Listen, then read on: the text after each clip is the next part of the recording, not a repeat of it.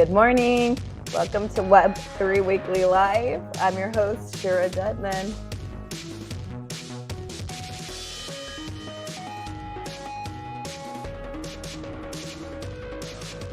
I was already on. Hi, everyone. We are having a morning, and I'm just warning you right now, okay? So I'm here with Abe from Talismo. I say Talismo. Abe, do you say Talismo? That was perfect. You're Okay. the only one that got it right. Because that's what I do. We were having a discussion right before we went live about just difficulties of life, difficulties of dealing with technology, getting access to technology, things like that. So, but that's not what we're here to talk about today. What we're here to talk about is more stuff on Web3. And before we get into it, we like to talk about what the heck Web3 is to help center everybody in the room. Web3 is, I have a cool little banner for this. Give me a second.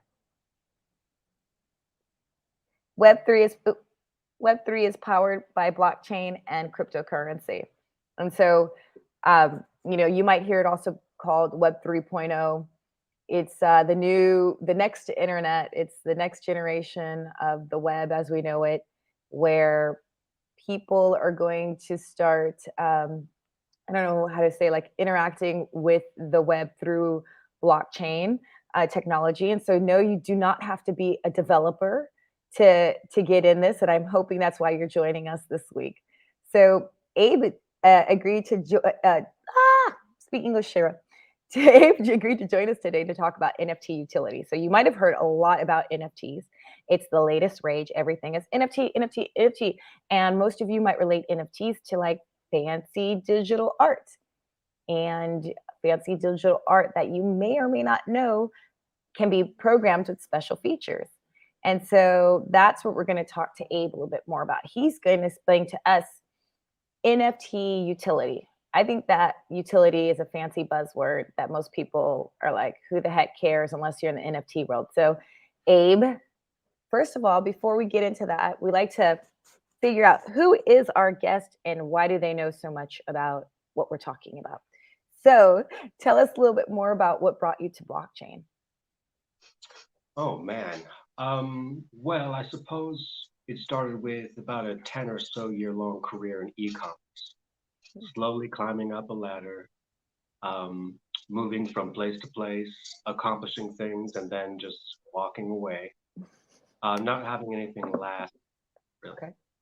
Why And not? especially as one with jobs that usually required a college degree, I didn't have a college degree. Okay. So there was always like a glass ceiling. I kept getting frustrated, I suppose, at the walled gardens of the web to the classical business world. And I got into many different blockchains, but settled on Cardano for the security and for the community. And once I got onto Twitter Spaces, I started learning more about why people would want to use blockchain at all. And it's so much more than just JPEGs on the internet, although that's high volume of it. So a question. Did you come to Web3 as a developer, or were you when you were working e-commerce, did you have sort of different functions, or have you always sort of been more technologically minded? I've mostly been in front end web development, web analytics, and managing pay per click ads. I usually worked in house as a brand manager for this or that product. I worked for an electric standing desk brand. I would optimize Amazon listings. I would manage an omnichannel inventory control system. Basically, just making the number go up on on the classical business. That was my general mandate. Great. So not a developer. And I'm going to repeat that for people because I hit so many people. They're like, oh, I'm not like into tech or I don't know anything about blockchain. And I'm like, yeah, that's the point of Web3 Weekly Live, people. It's to start talking about Web3 and what it means to all the rest of us who aren't developers, because this is like any other industry. This is like the web 2.0. Like, how many of us are actually developers and working in Web 2.0? Right. Like, Like, here's how you can get over the fear of blockchain.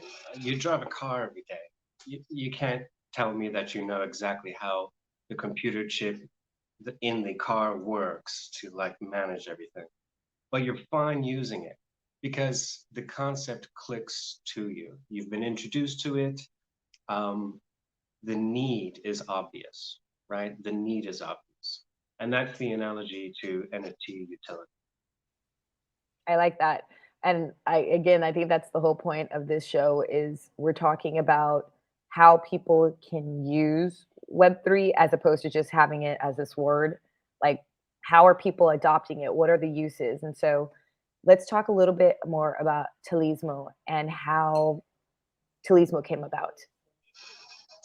Sure. So I started getting involved in Project Catalyst, this Cardano based grant program for apps and pretty much just any measurable impact program that you could build on Cardano. And I'd been submitting since Fund 7 and just watching what other people are building. And it occurred to me that no matter what people were building, there were a lot of similarities with the components. There's some basic building blocks that we are realizing um, need to just become second nature. And I'm talking mostly of token. Everybody essentially is building the same thing in a silo just so that they could get their own project out, which is fine. But Talismo seeks to take some of the most basic building blocks of having a Web3 based business without requiring you to be a developer.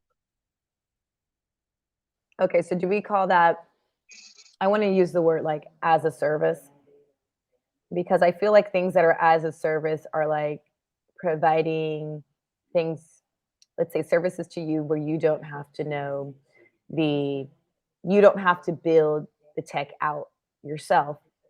You adopt it, you purchase it, you license it, etc. So is that how Talismo is built, so that another company can license it, or again, maybe you're a retail person, like the everyday Joe Schmo, like Shira Dedman, and I just go in and say like, hey, I need this. Oh, they already have it set up. Yeah, we're hoping to make it, we're hoping to frame it in a way that people don't even necessarily have to know that it's blockchain if they don't want to look into it too deeply, but they can still take advantage of the benefits of the system that Okay. So they're on. And why, what does that have to do with an NFT though? Like, don't I have to know it's blockchain to deal with it, to interact with an NFT, because I have to own cryptocurrency, and I have to own a thing called a wallet. So how is it that I get to utilize this thing called NFT utility and not know I'm dealing with Web3? you're right. There are some basic stumbling blocks going from zero to, getting your first wallet, for example. It would behoove you to have some understanding of what an NFT actually is if you're going to buy into any. Um, and the get started documentation that we plan on having is going to presume that you don't know anything about blockchain or crypto. While there are even some music-based Web3 programs out there um, that have obvious mainstream appeal. You listen to music, then it's an app that you may want to use. Even those programs aren't necessarily building with a presumption that the user of the app this might be their first introduction to blockchain. So you really have to make it click for people immediately and make it as simple as possible to own. I spoke to an artist a couple of weeks ago. It still sticks with me. I tried to tell her she should sell her art as NFTs, and she said that she was afraid that her bank account would be hacked if she created a browser-based wallet. Oh, that's interesting. So yeah, it's the lack of basic understanding of what's going on that really hinders people, but I'm hoping to break through that. Okay. So here's another thing. We keep throwing out this word NFT. Let's go back to the basics of what an NFT is, besides fancy digital art, because like you said, that's or JPEGs, fancy JPEGs. All right. I have defined it as digital assets on the blockchain. Is there another definition you would use to people who are so new to NFTs? No, I would just elongate that. Maybe go back to what a token is. ADA, for example, is the currency of the Cardano blockchain, and it's a fungible token because uh, each and every one of them are the same. They have the same presumed value at any given time. Whatever, they're all the same. Like What's dollar. funny, totally, I just realized too, because I was going to throw up a definition of tokens I've written before, and I realized that the definition of tokens pretty much looks like the definitions of NFT. It is, well, yeah, it is. The main difference between an NFT and a fungible is that there's only one of each NFT. Okay, so It's there you go. Okay, so NFT token, pretty much like this, except tokens are like your dollar bills. They're each doesn't, I don't know $1 bill from the next dollar bill. An NFT, though, like a piece of artwork, has value, but that value is subjective and it changes and it's unique because this is a unique piece of art. correct. Okay, again, doesn't have to be art. That's the idea between a non-fungible token and a token, a crypto token, as we know it, like ADA or Bitcoin or Ethereum. I think a lot of people know Ethereum too. All And right, they're basically the same we got that. structurally. Okay. So they're basically the same structurally. And what we're really talking about when we're talking about digital assets is a small amount of static data on the blockchain and who owns it at any particular time. That's it. When you see these popular NFT projects and you purchase one for a significant amount of money, perhaps, you should know that you're purchasing nothing more than a small static piece of data with a couple of lines to it and attributing your wallet saying it to it saying that it's yours. Okay, so I have a bunch Pretty much. of, I'm going to say I have a bunch of non fungible tokens. I have a bunch of unique tokens. Why do I care about this NFT non fungible token utility? Why? Exactly. Okay. Exactly. When we're talking about just a picture, just like a cartoon or whatever, like not knocking, artists, but um, when you're buying a token that doesn't do anything, then it doesn't have any objectionable value, any like straight up clarified value. Like this token can get you into a movie theater. That has an implicit value somewhere. But most tokens are just a little bit of static piece of information on the blockchain attributed to you as the owner, and they usually have a link to an image. Now, if you want to know why bother with tokens at all, it comes with NFT utility. When only the owner of a particular NFT can get into an event as a ticket holder, or claim a prize, or identify themselves in order to obtain medical records, or to get free merchandise. You can think of NFT utility in Web3 as anything a computer can do or a computer-based business can do, now contingent upon whether or not you have the right NFT.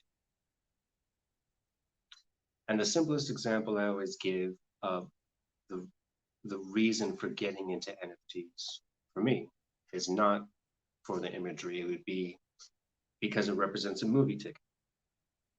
And only particular holders can get into a particular web page where the movie might be streaming early. There might be a live AMA session with the crew. It could be an RSVP form to a private event on Zoom. a lecture or a concert.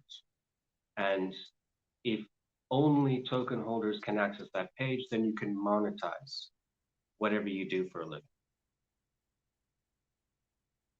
So this is really about, at least for Talismo, Talismo is focused on providing NFT utility to artists, or is there, does it go beyond that? Is it just like any business, or is it more like arts-based businesses?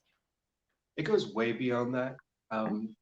Our primary target audience are people who are not currently on blockchain, but whose businesses could benefit from such a thing. I could give me examples. I need examples. I could talk to an online retailer about Talismo and describe it to them as an additional marketplace channel.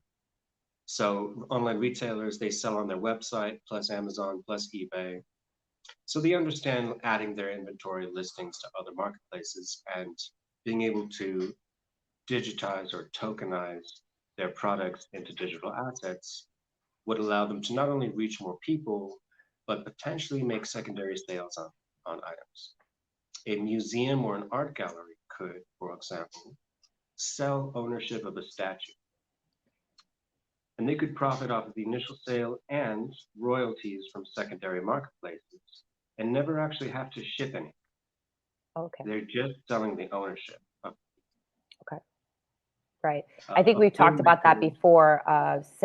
Fractionalized ownership is a big thing with tokenization and NFTs, is the ability to, like you said, take this piece of art and create many fractions of ownership, many pieces, so people can all say like, hey, yeah, look at that piece of art, I own it. Well, a percentage, like 1% of it. And my NFT proves it. Right. It's a lot more exciting to show off your NFTs to your friends if the NFT actually represents an ownership or a privilege of some kind. So that's interesting that it can represent ownership, but not necessarily possession. Yeah, in the future, we're going to have people humble bragging, taking out their phones with their NFT wallets, and they're going to show you, this NFT represents a whale that I helped save by donating to this charity. I got it. It reminds me of those like certificates. Yeah. Yeah. And this is the time that I went to that concert that you weren't at, or however people do what they do. Yeah, I got it. So no, you don't have to carry around this big like what do you call that? Like your little scrapbook of stuff now that has your like certificate of like having a star named after you and all that. You just bust out your phone now. You're like, hey, look at that ticket I went. That was really cool. Exactly. My NFT. Gotcha. So back to this utility. Yeah. I want to hear more about this. I want to hear more about what Talismo could do in terms of NFT utility, because I feel like what we said before, people understand things better when they can see why they would use it. So I think one of the things I thought was really interesting that you and I have talked about before was this idea of linking like attendance. That you could go as far as linking attendance or things like that. What else would a business be interested in? All right. Well, I'll go into the 3 things that version 1 is going to do. And with each, I'll give one example of how a Talismo business owner might use that. So Talismo allows people to log into accounts and create token gates, which are sets of logic that match up NFT ownership to a particular action. So without code, you get to dictate somebody who has this NFT or NFT series or fungible. If they have it, then this happens on a particular. Like let's say there's a Discord server with all its channels. All of a sudden, it can like open up a new channel that is only has this very specific people. Like you're very special because you own this NFT that opened up this extra door community, private community to you. That's a good way to think of it. But Okay. to be clear, the utility will be working on web pages. And once our Oh, API comes out, people could technically build this into a Discord bot. oh, web pages. I like that because I feel like the only time I ever hear it talk about is Discord servers. I like this a lot. Okay. So this app, these token gates, as described in version 1, can do only 3 things. It can either unblock a page, it can redirect the user to a different page, or it can return information to the screen. And I'll give one example of how each of those could be used. Thank you, because I didn't understand 3. Unblocking a page. So you get a rather uniform script that you just copy paste onto the page where you want the gate to. And if it's an unblocking gate, basically whatever is behind this page, the user cannot see unless they connect their wallet and prove that they have this specific NFT or NFT series. And the most obvious use case for that would be a movie. There's at least 2 movies out, perhaps a short film and a documentary, that have already had to go through the trouble of paying a developer team to create this basic gating functionality so that they could sell NFTs as movie tickets. People would purchase the NFT and visit a particular site and verify they own it, and then the movie would play. So this is that, except you don't need to know how to code, and every filmmaker that comes after them is not going to have to pay a dev team to reinvent the wheel. Just copy paste. Now, redirecting a user, why would you want to do it? First of all, it's great for e-commerce. If you're familiar with Shopify or WooCommerce or Wix, they all have slightly different documentation, but most of them allow you to manipulate the cart or the user session with URL parameters. Therefore, if the consequence of the token gate passing is a redirection to your store, then I could redirect users and automatically apply a one-time use coupon code that provides a free product. I like that. All right. Okay. That is useful. So anything that your CMS can do, your blog, your store can do through a URL parameter, you can premeditate these URLs. As a consequence of the token gate passing, you could even create like a blog, like a news blog, and then decentralize ownership. Whereas like if you have a token, then you get logged in via URL parameter to an author account that can't get into the sensitive areas, but can create new posts. That's really interesting. Especially as we talk about, I think it was the last episode of, you know, again, the question I always ask is like, why Web3? Why Web3? And we talked about the concept of decentralization.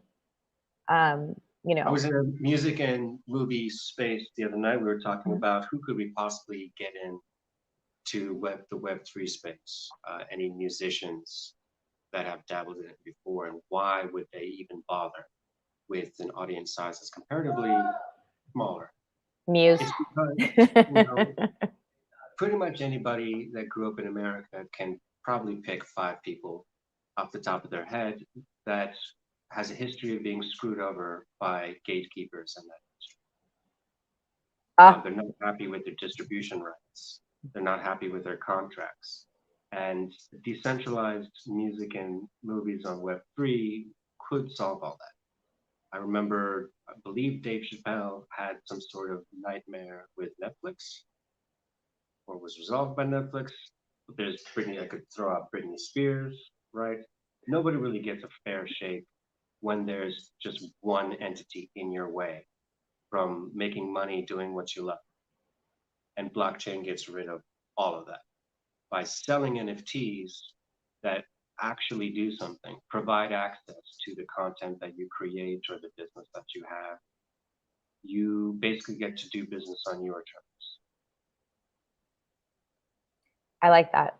Like I said, I think about acts like Muse that just released, well, like a month ago, just released an album. But I feel like they're always doing like radical stuff in terms of connecting to their audiences. Like I remember they were like the first ones to just offer their album. I can't remember which one it was, but it was like, pay what you feel. pay what you feel like it's worth. And I was like, dang, that's baller. That's nice. You could do that. See, the advanced versions of Talismo we're hoping to make include additional abilities and conditions. So we discussed the 3 abilities that the gate can do, right? Unblock, redirect, or return information to the page. And we talked about the 1 condition that a certain NFT must be present. Okay. But we have other conditions in mind that will make things more interesting for your consumers.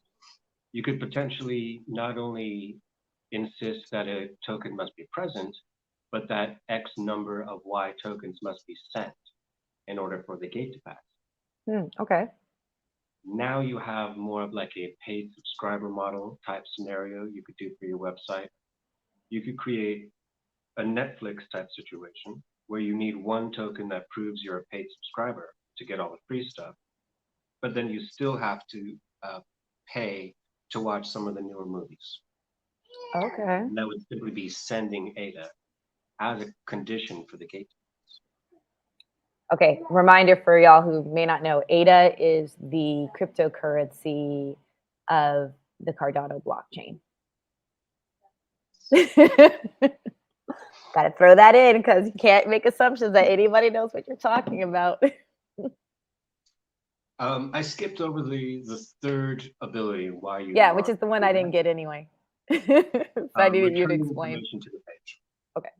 So you could just have the word hello returned to the page, or it could be something meaningful like a string that's the same as the discount code that's in your cash register in your local retail shop.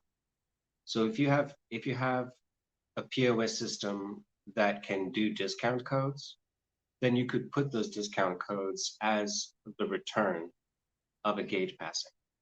And then in the store, you'd show your phone to the cashier and they'd validate it. And whatever is returned to the screen optionally could be returned in a QR code format. This 3rd option is great for event tickets. Your mic is on. Thanks for the warning. They go to the web page. It gets returned in the form of a QR code. What gets returned in the form of a QR code? Whatever information that you, as the designer of the token gate, want returned. Why would I do that? Because I'm wondering. Yeah, tell me. Tell me. Let's go with event tickets. Let's say you're dealing with a large event venue that's contractually obligated to use Ticketmaster or something like that. Okay. They already have their fancy Web 2 solution for event tickets. There's a lot of problems with Web 2 e-commerce, particularly blackout dates. You don't really own anything. And these centralized corporations can pretty much do whatever they want. There's no transparency. Instead, you can have an NFT as an event ticket. Let's say this venue has a system whereby your tickets are validated by QR code. It's extremely common. Barcode or QR code. The security guy or what have you is using a tablet to check your event tickets. Okay. I see where we're going now. Finally. Okay. I see. Yeah. It's like when you put your phone up and they scan your phone. Like when you ever just go to the zoo and they scan it for like a barcode or something. And that translates to just some kind of string, some kind of hash that their system needs to double check that it's real and that you haven't double used it. Right. Okay. So it's like you're creating it to deal with sort of like the web, still like the Web 2 way of doing things in a sense, Yeah, like so so this that could be way an it's easy interactive. layer. Yeah, it could be an easy layer on top of that. If I'm going to the event, I can go to a web page on my mobile phone to validate that I have this NFT. And as a condition, as a consequence of the gate passing, what is returned to the screen is that QR code that you premeditated to have come back when you made the gate. Okay, And it's that QR code that is the exact same thing I'm here with that you. would be on the ticket. I'm here. I finally get what you meant by that.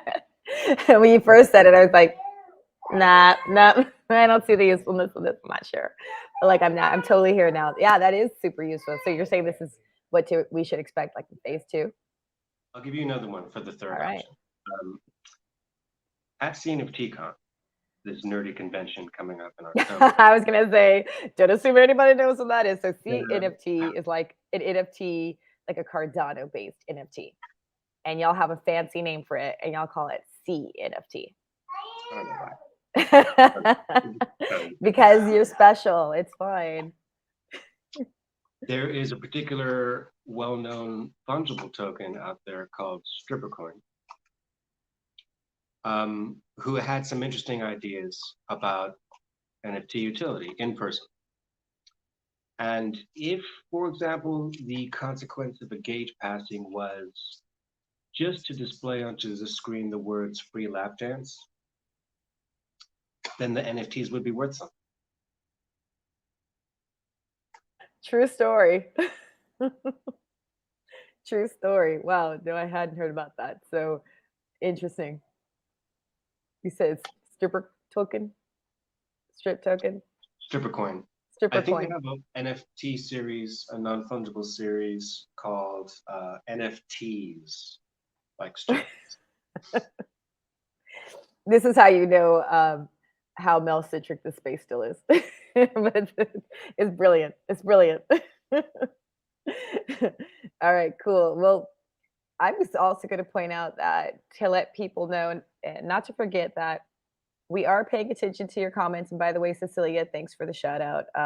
Great topic and info. We're trying to make Web3 just relatable to everybody. And so that way people who are looking to get into the space or wonder, if it's right for their business, they can learn more about it. This is not a time for developers to be like, listen to my jargon speak. Did you hear what I said? Did I seem so smart? No, I'm not knocking developers. I just like to tease. um, so yeah, if you have any questions, feel free, write them in the comments.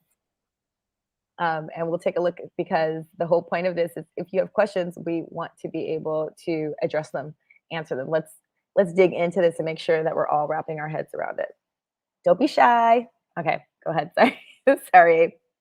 What were you saying? I was like, I just want to make sure that people know we're paying attention. That's the whole point of being live. That sounds fun. I'll answer some questions. Okay. Any questions? I guess I don't know. I don't see any coming through. It's all good. I think a lot of people are always too shy to like say like kind of like what. That's one of the reasons I enjoy. I think you asked me. You said, "Sure, do you need anything to know to prep?" And I was like, "No, I don't. I don't want to prep because I just want to be. I want to be curious. I want to be like, hey, how can we bring this down to like the basics?" And nope, nope. Let's not assume anybody knows anything. And if something doesn't make sense to me, I don't want to ever have something make sense to me because I know it. I want to like have it fresh in my brain so that I can react like somebody else would who is hearing this for for the first time. That's my goal. Anyway, all right. Well, if there's no questions, is there anything that you think that I didn't harass you about in terms of trying to, really dig down into what NFT utility is and what people should be excited about for NFTs and what NFT utility can provide them and their businesses or especially, as artists? Well, I guess a final message of sorts that I would want to leave would be if you're a creator of any kind, if you're a business person, if you're a performer, a comedian. If you have anything to bring to the world and you feel discouraged by the classical way that things are done with kingmakers and gatekeepers and whatnot, then you should really check out the Cardano blockchain community in specific. Uh, there are a lot of really helpful, intelligent people that are willing to bring you up. And it's like riding a bike. Once you know the particulars of how it works and that, making a browser-based wallet won't hack your bank account, then you'll be able to understand easier why this can directly benefit you. There's absolutely no barrier in blockchain between the fire that you have to bring and consumers that, have something to spend. Yes, straight up. So disclaimer that I was very curious about blockchain and just like trying to learn so much. And I like being a skeptical voice. Um, and because I want to be like everybody else, like in the sense of what the drawbacks, or I shouldn't say drawbacks, what's the word? The obstacles to adoption are. And Yeah, for that's me, that's a big one. it is, right? But I have to say that what has softened my stance towards blockchain and cryptocurrency and adopting those things have been the Cardano community. Because it is, I think last week we touched on this a little bit because we talked to Conwa. I don't know if you're familiar with Conwa. Anyway, they're doing cool things on with Cardano, and we talked about the fact that it's blockchains there's so many different ones, and they kind of have their own cultures. And so I personally, having come from the what we call solidarity economy, cooperative world, um, I have been attracted to just really the cooperation I'm seeing in the Cardano community. And like you said, people who are like willing to take you under the wings, people who are trying to like really create a system of like learning from each other. And like there are no stupid questions. It's not just, like I said, for developers, which I keep repeating because I think it's really important that people understand that. And so what are ways? So I put Talismo's website. What are other ways that you think you said, hey, this is really easy to get into, people willing to bring you into the community? What are good ways that they can come into the community? Come into the community. Get on Twitter Spaces. Okay. Just start listening to what people are talking about, and then when you feel comfortable, ask questions, and then they could direct you to more resources online for anything in specific that you need to know. Okay. So should we start with talismanic NFT? Sure, why not? Awesome. Yeah, and see who you're following. Start there. I know. I was avoiding Twitter Spaces. We did a whole episode about Twitter, social media marketing on Web3, and how Twitter Spaces is such a big thing. And it's just, I didn't want to believe it. I kept fighting it, and I'm like, now I'm like on Twitter Spaces and stuff. So anyway, Probably the biggest thing I can think of, really, because there's still this stigma around cryptocurrency for the major enterprise media platforms. As in, Facebook has a policy against advertising crypto. hmm. MailChimp doesn't mess with crypto related businesses. Yeah. Really? Yeah. They Oh have a program wow. called Omnivore that scans everything in your system and your landing pages to make sure they're not related to blockchain, or else they will just tell you your Wow. business is not right for them. Yeah. Whoa. Oh Yeah. my Same gosh, with you just Google blew ads, my same with mind. Twitter ads, same with LinkedIn ads. Oh, I'm so glad you're telling me this. I'm not even being funny. I had no clue. How did you find out? Well, in a couple of instances, I spent a couple of hours making a campaign before the system got suspended. But in others, I was a little bit wiser and just checked their policies on prohibited categories. Like tobacco, you can't advertise tobacco, but they lump us in with like casino gambling. It's terrible. This is like the drug war, and it'll fall. Whoa.